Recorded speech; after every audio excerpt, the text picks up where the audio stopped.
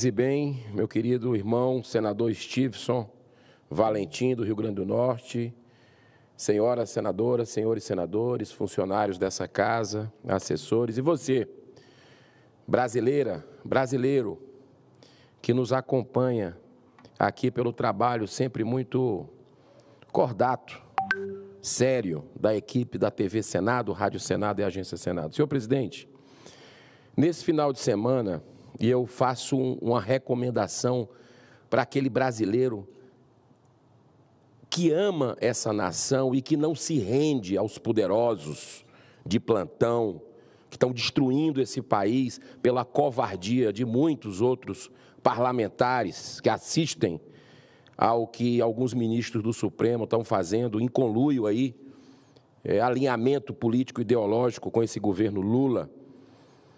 Mas eu recomendo que as pessoas de bem, éticas,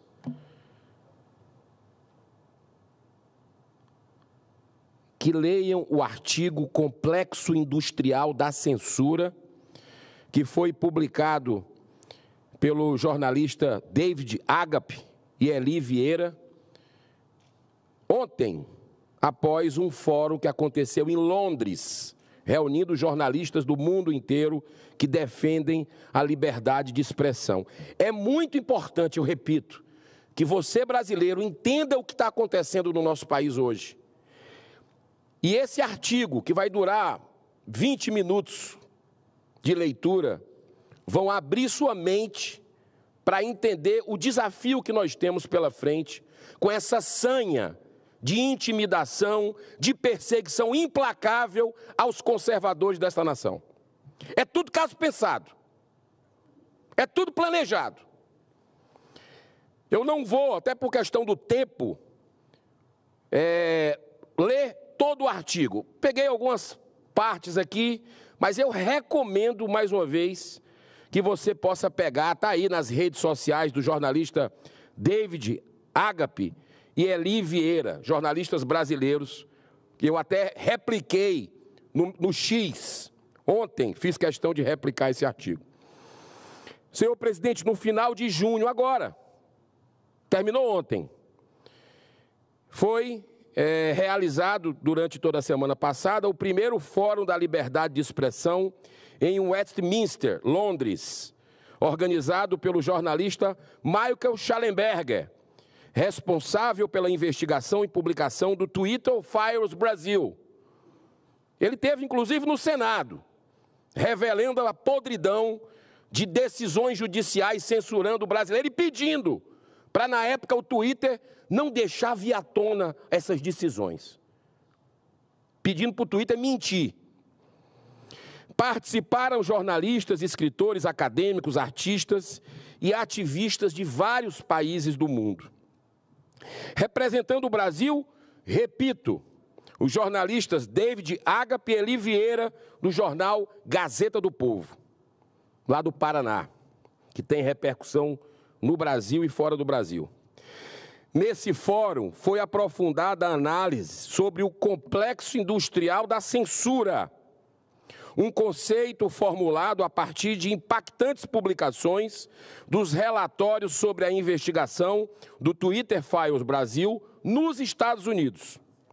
Graças à ousadia de Elon Musk, foi possível pela primeira vez ter acesso a conversas internas entre os dirigentes das plataformas, visando a moderação de conteúdos e a definição de quais informações deveriam ser censuradas e quais aquelas que deveriam ser promovidas. Olha só, adivinha quem é o censurado e quem é o promovido, de que lado está cada um?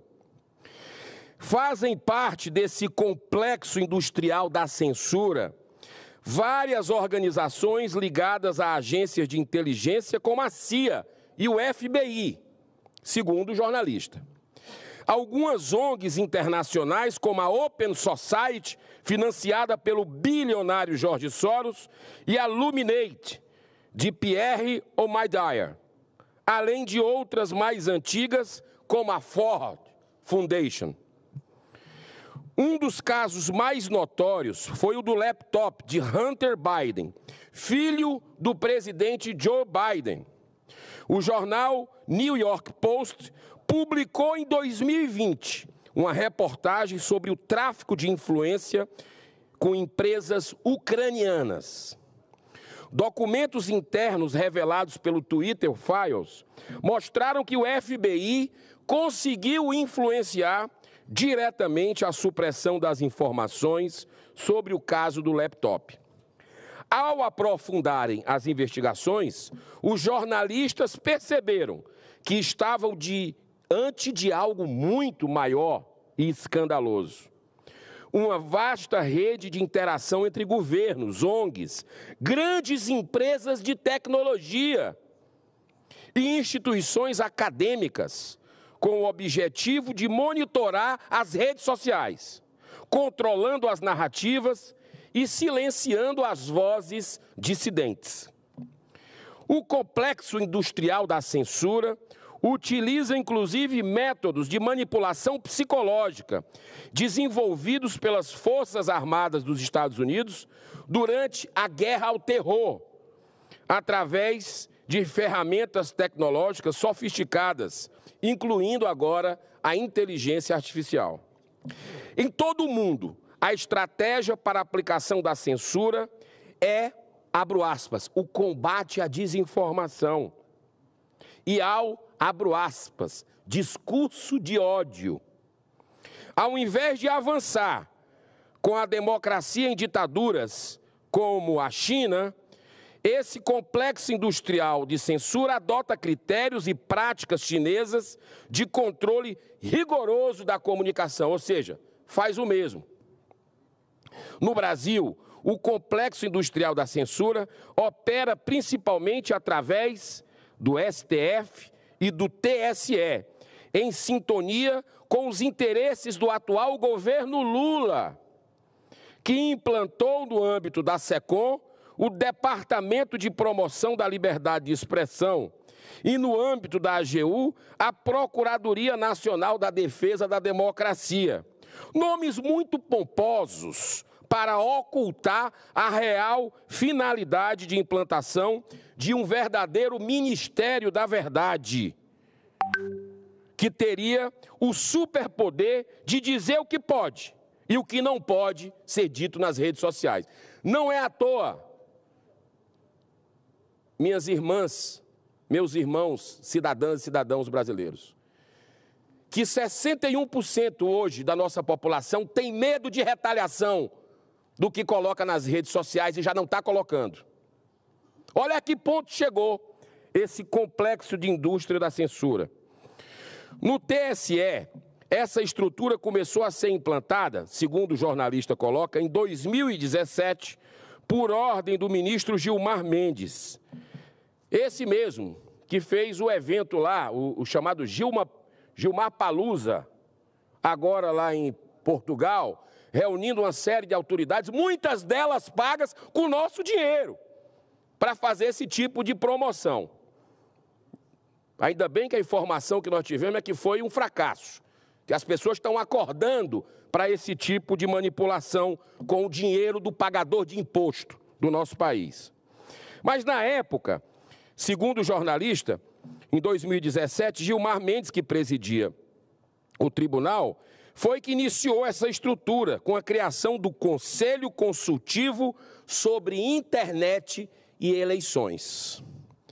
Depois que Alexandre de Moraes assumiu a presidência do TSE, em agosto de 2022, em plena campanha eleitoral, as ações de censura passaram a ser muito mais agressivas no Brasil.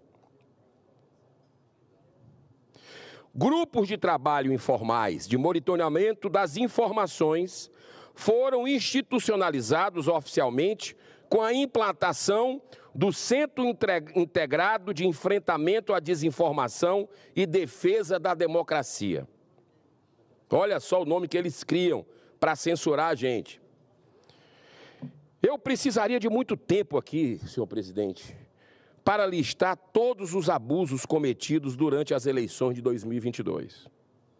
Um dia essa verdade vai vir à tona com toda a força. Mas nós vamos estar tocando sempre nessa tecla, porque é uma mancha na história desse país. Onde o TSE funcionou em 2022 como um verdadeiro partido político, beneficiando exclusivamente a campanha do presidente, da época do ex-presidente que tentava voltar à presidência, Lula.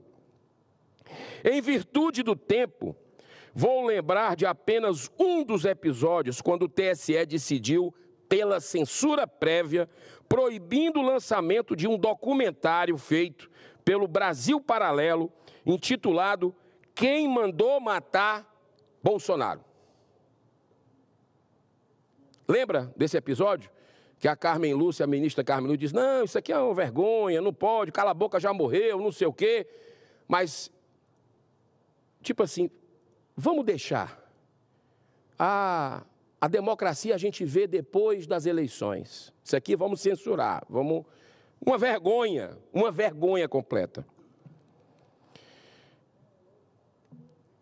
Com essa decisão, como essa decisão fere, senhor presidente, frontalmente o artigo 220 da Constituição Federal, a ministra Carmen Lúcia, de forma totalmente constrangida, reconheceu o abuso.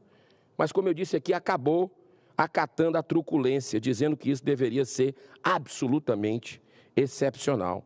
E não para por aí não, senhor presidente. Nesse final de semana mesmo, o que a gente viu de barbaridades. Mais um jornalista, o Paulo Figueiredo, que vem fazendo um trabalho fantástico, denunciando na mídia americana, na mídia internacional, no Congresso americano, na OEA, junto com parlamentares e outros jornalistas, inclusive magistrada exilada, que está lá, Ludmila Lins Grilo, nos Estados Unidos. Essas pessoas que não se dobram ao poder e querem que o Brasil saia dessa sanha ditatorial, que o Brasil volte a ter democracia. Essas pessoas que estão tendo seus direitos vilipendiados no nosso país. Teve agora, pela quinta ou sexta vez, a conta dele bloqueada, o jornalista Paulo Figueiredo, por ordem do ministro Alexandre de Moraes. Ele cria mais uma. É a desobediência civil, como dizia Martin Luther King Jr., grande pacifista e humanista. Uma coisa que não está na Constituição. Se mandar calar, tirar a rede social, como temos hoje cidadãos, cidadãs, empreendedores como Luciano Hang, com mais de 10 milhões de seguidores, continua sem poder contactar.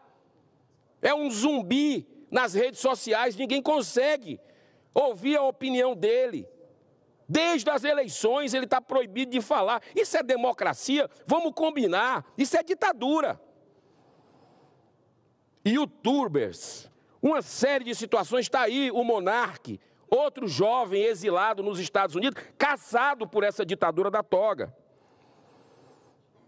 É algo surreal o que a gente está vendo. E ainda percebe o avanço entre aspas. O STF fazendo uma mega licitação aí para contratar uma empresa para monitorar os brasileiros, as opiniões dos brasileiros, as críticas a ministros do Supremo que se acham os donos do Brasil, graças à omissão dessa casa. Eu estou vendo brasileiros aqui visitando, sejam bem-vindos aqui ao Senado Federal e são sempre muito bem-vindos a essa casa.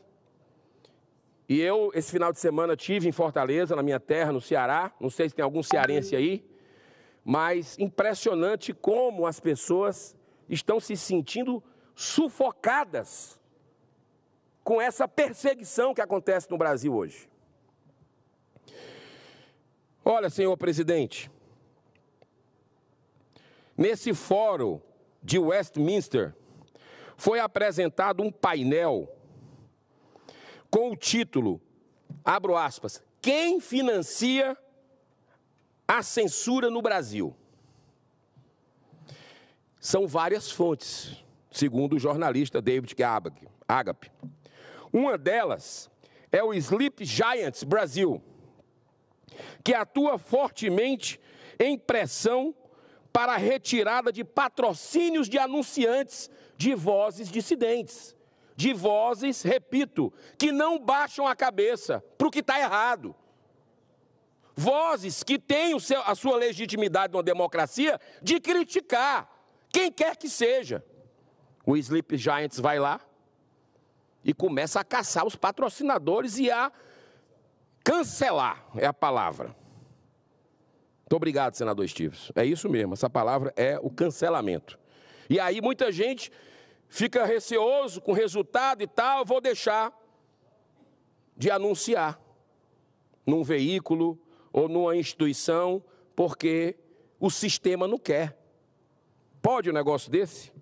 Isso é democracia? Em 2022 e 2023, o Sleep Giants Brasil recebeu, atenção Brasil, atenção, olha quanto eles receberam, 2,5 milhões de reais da Ford Foundation e da Open Society do Jorge Soros, segundo o jornalista David Agape no seu artigo. Outra é o Instituto Vero, fundado pelo youtuber Felipe Neto, que recebeu 1,4 milhão de reais da Open Society, do bilionário Jorge Soros, em 2021, para colaborar com o TCE no que eles chamam de combate à desinformação. Não! É para cancelar quem não é do sistema. É para cancelar quem critica. E é sempre os conservadores que perdem nessa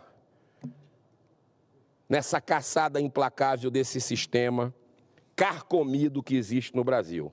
Mas é aquela velha história, água mole em pedra dura, tanto bate até que fura. Graças a Deus, temos jornalistas como esse, temos cidadãos, cada vez eu vejo mais brasileiro nas ruas, nas feiras, nos mercados, indignados com o que a gente está vendo no Brasil, e tem parlamentares também que não vão se dobrar, custe o que custar.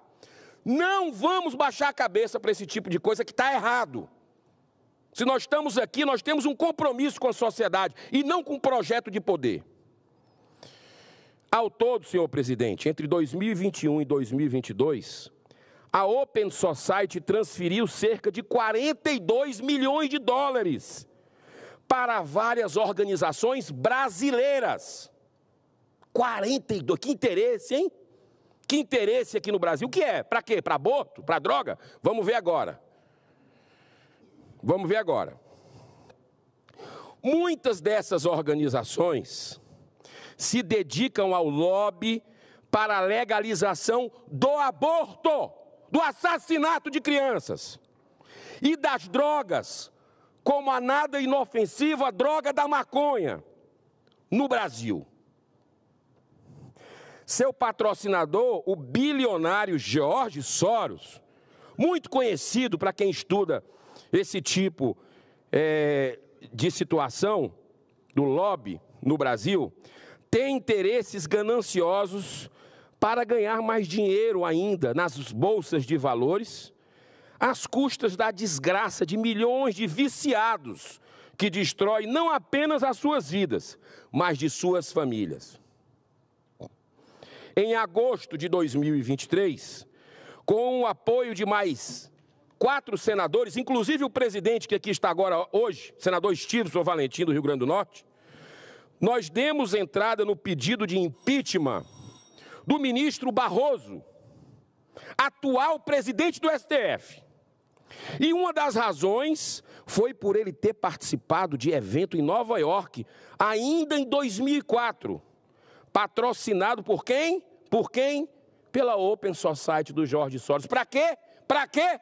Para legalizar a maconha. E parece que conseguiram, sob a presidência dele, por ironia do destino na semana passada. Mas esse Congresso vai reagir.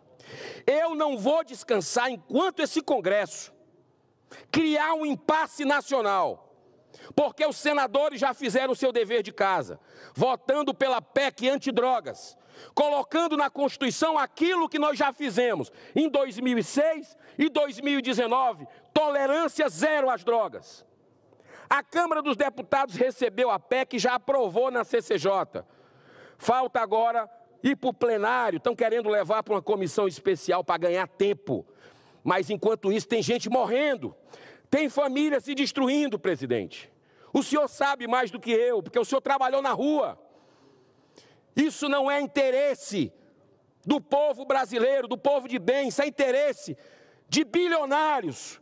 Isso é interesse de poderosos, que sabe lá o que estão fazendo isso, querendo desmoralizar o Congresso que foi eleito. Nós fomos eleitos exatamente para esse tipo de coisa. E se tem um assunto que a gente nunca se esquivou de debater aqui, foi essa questão da política sobre drogas do país. Nunca foram centenas de audiências públicas, viagens em países, votações no Senado, na Câmara, tudo com seu salário. Nós produzimos 2 leis, estamos produzindo a 3ª, que é uma PEC, uma proposta de emenda à Constituição. Aí vem o STF querer jogar tudo por água abaixo e dar um golpe de misericórdia na população que já sofre da violência. Não. Quero ver o impasse. Congresso votando, quero ver o que é que vale. O que é que vale nesse país? A verdade, está chegando a hora da verdade. Senhor presidente, para encerrar, já agradecendo a sua tolerância, eu quero dizer, nesse momento final, que o ministro Barroso, que não se declarou suspeito, porque ele não poderia nem ter votado, daí o pedido de impeachment, sequenciou um julgamento que essa casa estava toda mobilizada e ainda está. Isso mostra um desrespeito deles, do Supremo Tribunal, com o Congresso Nacional. Em vez do nosso presidente, Rodrigo Pacheco, ter já saído em defesa do povo brasileiro, fazendo reunião com Arthur Lira para agilizar a PEC antidrogas, eu me decepcionei muito em ver ele criticar quem está gritando sobre esse assunto no Brasil, porque é a população que está gritando. Eu queria, presidente Pacheco, que o senhor fosse nas ruas, ver o quanto as pessoas estão revoltadas desse país, com o STF esmagando o Senado, esmagando o Congresso Nacional, do qual o senhor é presidente. Eu queria muito que o senhor sentisse esse clamor popular e, em vez de defender ministro do Supremo, defenda a população brasileira. Ela que está precisando desse Senado nos 200 anos que o senhor é presidente.